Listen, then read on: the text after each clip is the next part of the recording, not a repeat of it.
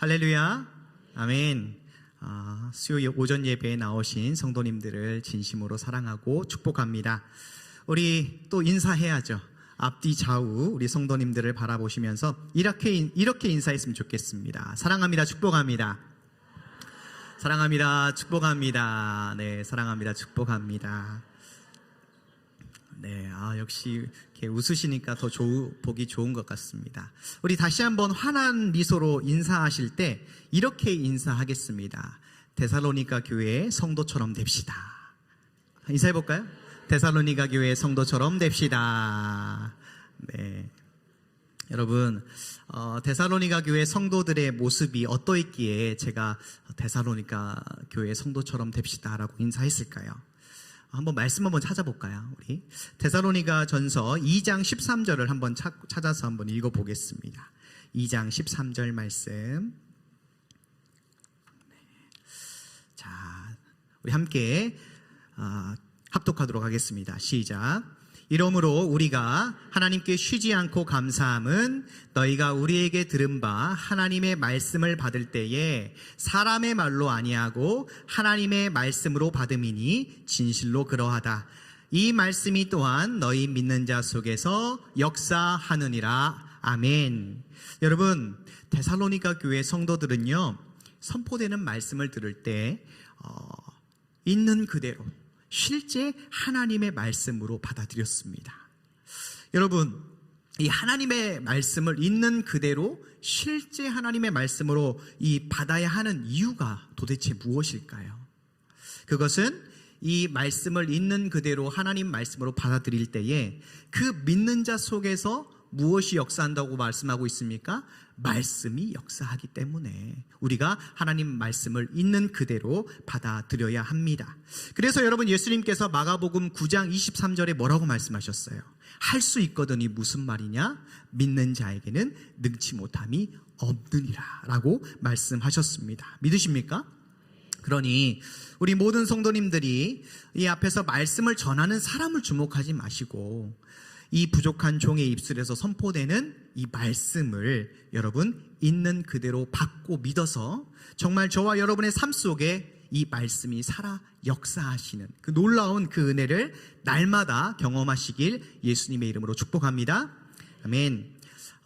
본격적인 설교에 앞서서 제가 여러분께 좀 부탁의 말씀을 드리고 싶습니다. 오늘뿐만 아니라 이 예배 때 전화기 벨소리가 울리지 않도록 좀 신경을 좀 써주셨으면 감사하겠습니다. 지금 핸드폰 한번 봐보세요. 그래서 내 핸드폰이 무음으로 돼 있나 아니면 꺼져 있나 한번 확인해 주시고, 네, 설교 시간 때 울리지 않도록 여러분 좀 도와주시면 감사하겠습니다. 다 하셨나요? 보셨나요? 네. 자, 이제 그러면은 설교를 좀 시작하도록 하겠습니다.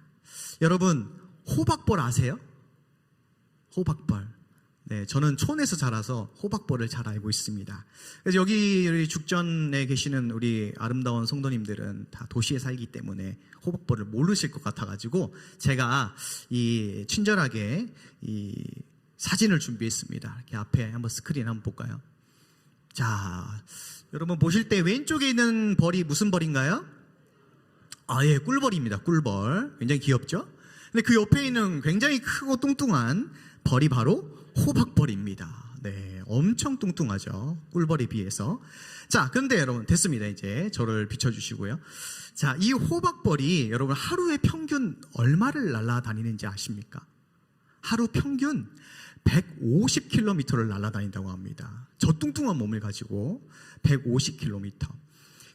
제가 한번 150km가 얼마 정도 될까 한번 이렇게 그 네이버 지도를 통해서 한번 검색을 해봤는데 서울에서 대전까지 거리가 한 150km, 정확하지는 않습니다. 대략 그 정도 나온다고 생각하시면 돼요. 와, 대단하지 않습니까? 불과 이 2cm 밖에 되지 않는 그런 호박벌이 이렇게나 많은 거리를 평균 하루에 이렇게 날아다닌다는 것이 정말 신기한 따름입니다. 그런데 여러분, 더 신기한 점이 있어요. 이 과학자들에 의해서 밝혀진 건데 이 호박벌은 이론적으로는 날 수가 없다고 합니다. 네, 이론적으로는 날 수가 없대요. 왜냐하면 사진에 보셨듯이 이 몸에 비해서 날개가 너무나도 가늘고 작아서 공중에 뜰 수가 없다는 것입니다. 그런데 여러분, 이론적으로 날 수 없는 이 호박벌이 어떻게 그렇게나 많이 날아다닐 수 있을까? 여러분, 이거 비밀로 하셔야 돼요. 호박벌이 들으면 못 날 수도 있습니다. 그래서 비밀로 제가 알려드릴게요. 호박벌이요, 이 자기 체형이 날 수 없다는 것을요 모른대요. 네, 그저 그냥 just do it, 그냥 한다는 것이죠. 그냥 날개짓을 한다는 것입니다. 그러니까 하나님께서 자기에게 주신 그 가늘고 작은 날개를 가지고 그냥 열심히 날갯짓을 하면서 하루 그냥 150km씩 날아다니는다는 것이죠. 여러분, 이때 여러분 호박벌이 무슨 찬송을 부르면서 날아다닐까요? 제가 한번 생각해 봤어요. 호박벌 이 친구가 무슨 찬양을 부르면서 날아다닐까? 아마 그래서 제가 생각해 보니까 이런 찬양을 아주 신나게 불러 제끼면서 날아다닐 것 같습니다. 한번 반주 한번 주실까요? 네, 한번 박수 치면서 한번 부르겠습니다. 할 수 있다. 우리 호박벌이라 생각하고, 할 수 있다 하신 이는 나의 능력 주 하나님, 의심 말라 하시고 물결 위를 걸라 하시네. 할 수 있다 하신 주, 할 수 있다 하신 주, 믿음만이 능력이라 하시네. 아멘. 믿음만이 능력이, 한 번 더 하겠습니다. 할 수 있다 하신 이는 나의 능력 주 하나님, 의심 말라 하시고 물결 위를 걸라 하시네. 아멘. 할 수 있다 하신 주, 할 수 있다 하신 주, 믿음만이 능력이라 하시네. 믿음만이 능력이라 하시네. 아멘. 네, 우리 호박벌이 이 찬양을 부르면서 막 날아다니지 않겠습니까? 네, 할 수 있다. 그냥 just do it 하면 된다. 네. 여러분, 정말 우리 하나님 아버지께서는 지혜자이셔서 이 하찮은 그 호박벌을 통해서도 우리에게 삶의 지혜와 도전을 주십니다. 나는 날개가 작은데 날 수 있을까? 이게 과연 될까? 성공할 수 있을까?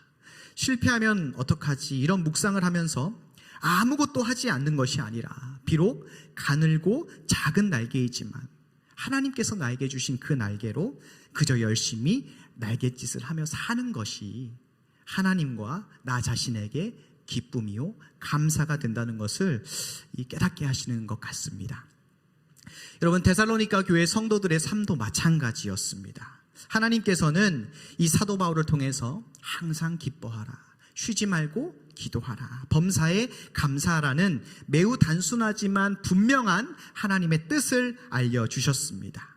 그런데 여러분, 이 데살로니가 교회 성도들의 삶은요 호박벌처럼 쉽지 않은 상황이었어요. 이론상으론 절대 날 수 없는 것처럼 이 데살로니가 교회 성도들의 삶을 이론적으로 봤을 때는 결코 기뻐할 수도 없고 또 기도할 수도 없고 감사할 수도 없는 그런 상황이었습니다. 우리 함께 데살로니가전서 2장 14절 말씀 한번 읽겠습니다. 2장 14절. 2장 14절입니다. 함께 읽겠습니다. 시작. 형제들아, 너희가 그리스도 예수 안에서 유대에 있는 하나님의 교회들을 본받은 자 되었으니 저희가 유대인들에게 고난을 받음과 같이 너희도 너희 나라 사람들에게 동일한 것을 받았느니라. 아멘. 여러분, 무슨 말입니까? 이 유대에 있는 하나님의 교회가 이 동족 유대인에게 엄청난 핍박을 받은 것처럼 이 데살로니가 교회 성도들도 자신들의 동족에게 많은 핍박과 환난을 받았다는 것입니다. 여러분, 이 왜 데살로니가 성도들이 이런 고난을 받았습니까? 동족 헬라인들이 믿고 섬기는 그 우상들을 다 버리고 오직 예수님을 나의 구주로 섬겼기 때문입니다. 단지 복음을 믿는 것 그 하나 때문에 온갖 핍박과 환난을 받았습니다. 실제로 이 데살로니가 교회 성도들은요, 예수의 복음을 수호하기 위해서 짐승의 밥이 되거나 또 옥에 갇히거나 불에 던짐을 당했습니다. 복음을 전하다가 달궈진 그 새빨갛게 달궈진 그 인두에 몸이 찢어지고 또 집게에 손톱이 뽑히는 일도 아주 흔했습니다. 이렇게 목숨이 달린 상황에서 상식적으로 항상 기뻐하라, 쉬지 말고 기도하라, 범사에 감사하라, 여러분 어떻게 이 하나님의 말씀에 쉽게 예라고 말할 수 있겠습니까? 우리 교회도 2년 전에 동족에게 핍박을 받고 이 환난을 당한 사건이 있었지요. 2021년 코로나 바이러스가 한창 퍼져나갈 때 새해가 시작되자마자 이 코로나 확진자가 우리 교회에서 많이 나왔습니다. 그 중에 저도 확진자였지요. 그러자 크고 작은 언론 매체에서 이 소식이 전해졌고 인터넷 뉴스에서는요, 정말 얼굴이 화끈거릴 정도로의 인신공격적인 댓글이 달렸습니다. 지자체에서는 엄청난 액수의 구상권을 청구한다는 것, 그것을 검토한다고 발표하고 또 결국 이 6주간의 교회가 폐쇄되는 그런 쓰라린 아픔도 있었습니다. 또한 신앙이 없으신 그 가족분들에게 온갖 욕설과 핍박을 받는 많은 성도님들이 계셨습니다. 교회 인근 상가에서는 수지산성교회를 출입한 사람은 상점 출입을 금한다는 안내글도 붙여졌고요. 또 인근 아파트에 사는 주민들이 예배 시간에 얼마나 성도들이 들어가는지를 보고 있다가 신고를 해서 주일 저녁 예배가 마치는 시간에 공무원들이 찾아온 적도 한두 번이 아니었습니다. 이 데살로니가 교회 성도들이 받은 핍박과 환난에 비하면 저희 교회가 받은 고난은 너무나 작은 것이라 여겨집니다. 그럼에도 저는 그 당시에 기뻐하지 않았어요. 기도하지도 감사하지도 않았습니다.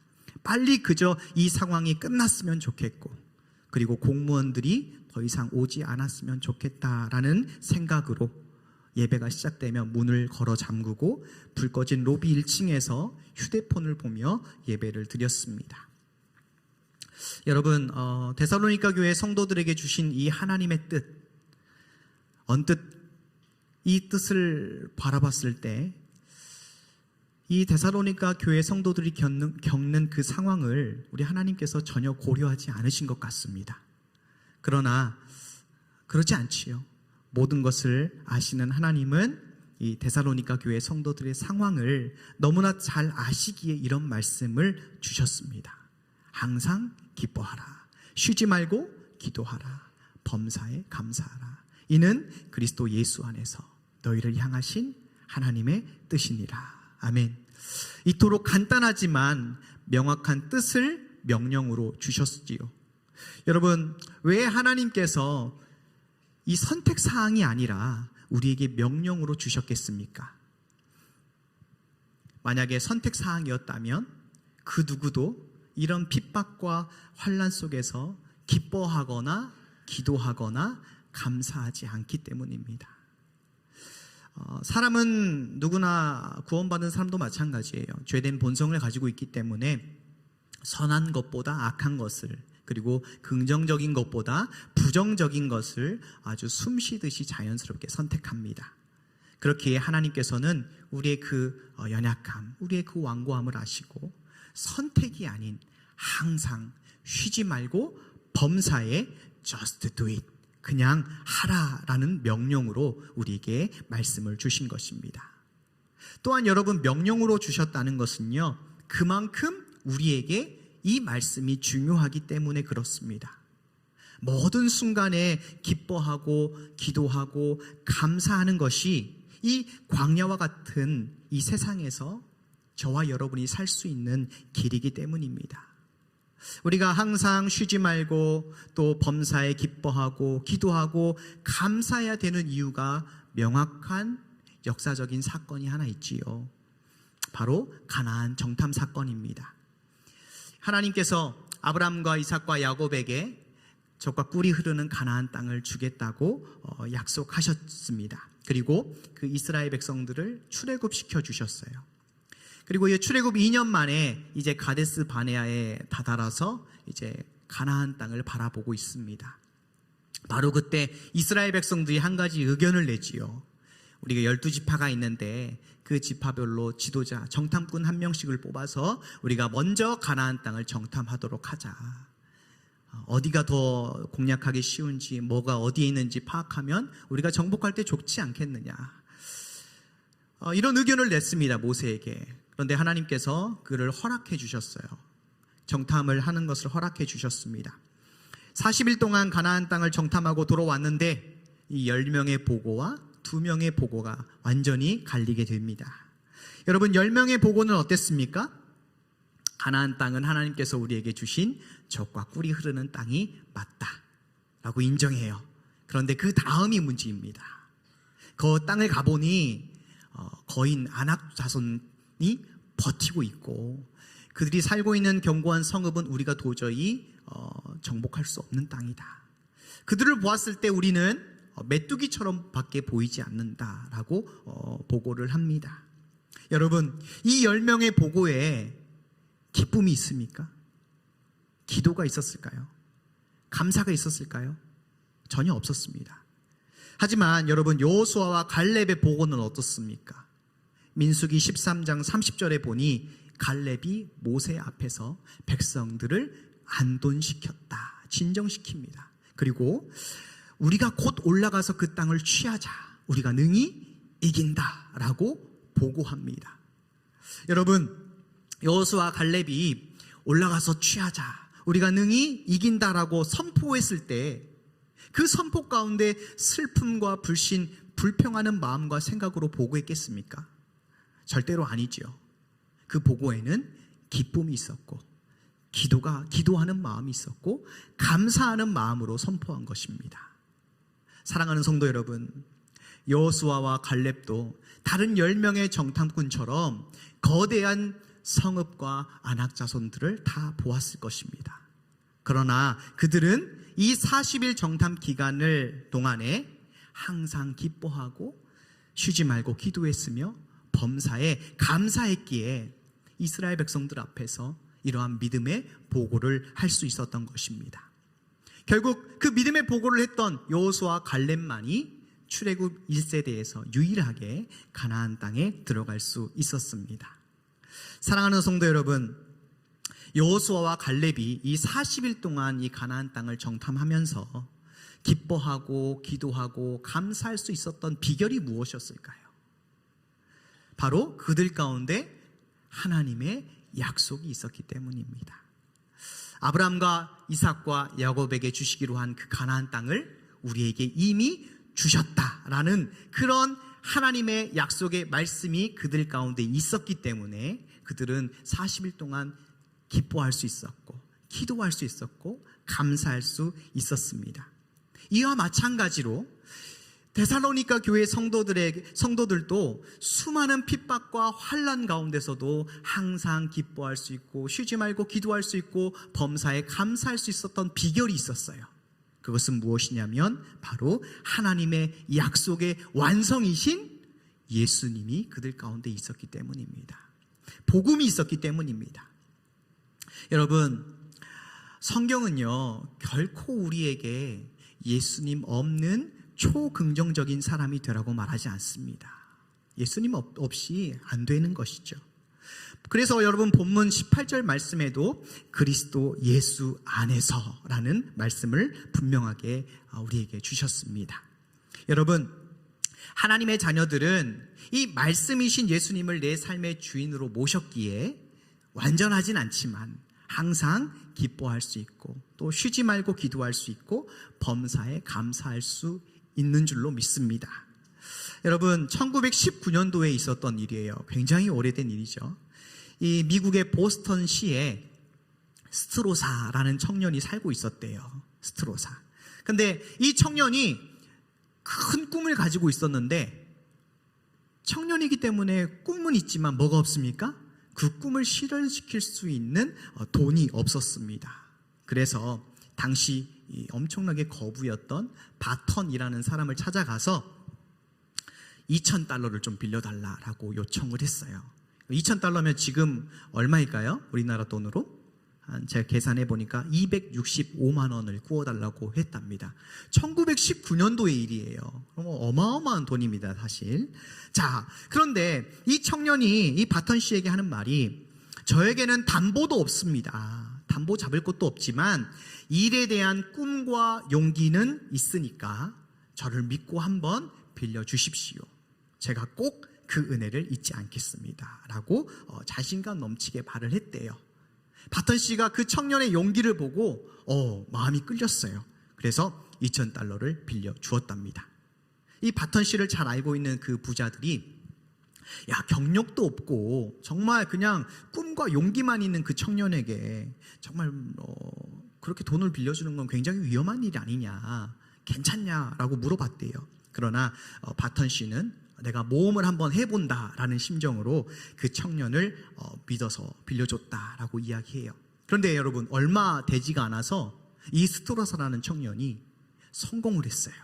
그리고 $2,000를 다시 이 바턴 씨에게 갚게 됩니다. 그렇게 이제 세월이 흘렀어요. 한 10년 정도가 흘렀는데 갑자기 무슨 사건이 터졌냐면 미국의 경제 대공황이 터지고 말았습니다. 그래서 정말 미국의 수많은 기업들이 다 무너지게 되었어요. 바턴 씨도 자기의 사업이 완전히 망해서 정말 이제 부도를 앞두고 있는 상황이었습니다. 근데 이 소식을 알게 된 그 스트로사라는 청년이 이 바턴 씨를 찾아갔대요. 그리고 이 바턴 씨의 빚 75,000달러, 그러니까 지금 우리나라 돈으로 9,915만 원을 대신 갚아주겠다고 말을 했습니다. 그래서 여러분, 얼마나 놀랬겠어요, 바턴 씨가. 네, 자기는 $2,000 빌려줬는데 지금 75,000달러를 갚아주겠대요. 그래서 이 바턴 씨가 스트로사에게 이야기합니다. 당신이 빌렸던 돈은 이미 갚았는데 이게 무슨 소리냐라고 물었어요. 그러자 스트로사가 이렇게 이야기합니다. 내가 당신에게 빚진 돈은 분명 $2,000고 그 돈은 옛날에 내가 다 갚았다. 하지만 당신이 그때 베풀어준 그 은혜 덕분에 나는 지금 성공해서 살고 있다. 그때 $2,000로 장사해서 나는 이렇게 부자가 되었다. 당신의 은혜와 그 사랑은 돈으로 계산할 수 없는 나에겐 빚이다. 라고 그 빚을 대신 갚아주었다고 합니다. 여러분, 우리도 한번 생각해 볼까요? 우리가 영원한 지옥불에서 천국으로 건짐을 받은 자야들이지 않습니까? 스트로사가 말한 것처럼 내 더러운 죄가 예수님의 십자가 보혈로 사함받은 것은 결코 돈으로 계산할 수 없는 엄청난 은혜인 줄로 믿습니다.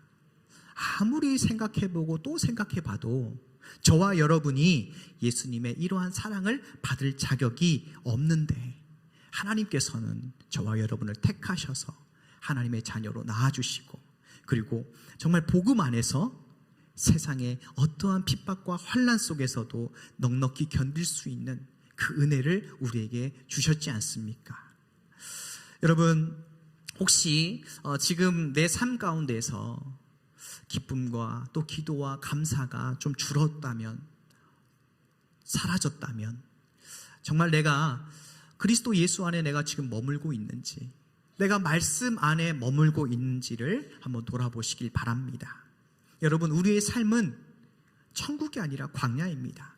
이 세상의 삶은 아직 완성되지가 않았어요. 광야길입니다. 정착할 땅이 아니라 지나갈 땅입니다. 그렇기에 여러분, 때때로 뭐가 부족합니까? 때때로 물도 부족할 수 있고요. 정말 목이 마른데 눈앞에 오아시스가 보였는데 마라의 쓴물일 수도 있습니다. 그리고 여러분, 때론 모래폭풍이 불어와서 아무것도 할 수 없이, 한 발짝도 움직일 수 없이 그 자리에 가만히 있어야 할 때도 있다는 사실을 여러분 기억하십시오.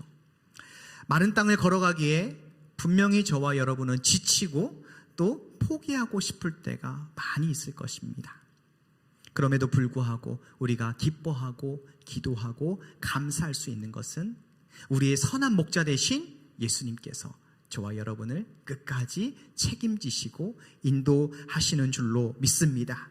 그 예수님을 오늘도 온전히 의지하면서 가늘고 작은 날개로 부지런히 호박벌처럼 저와 여러분도 예수 안에서 항상 기뻐하시고 쉬지 말고 기도하시고 범사에 감사하셔서 정말 하나님의 그 분명한 뜻을 우리가 이루어 드리면서 이 광야길을 함께 잘 건너가서 영원한 우리의 본향인 천국에 잘 안착할 수 있도록 저와 여러분이 함께 이 믿음을 잘 유지해 나가시길 예수님의 이름으로 축복합니다.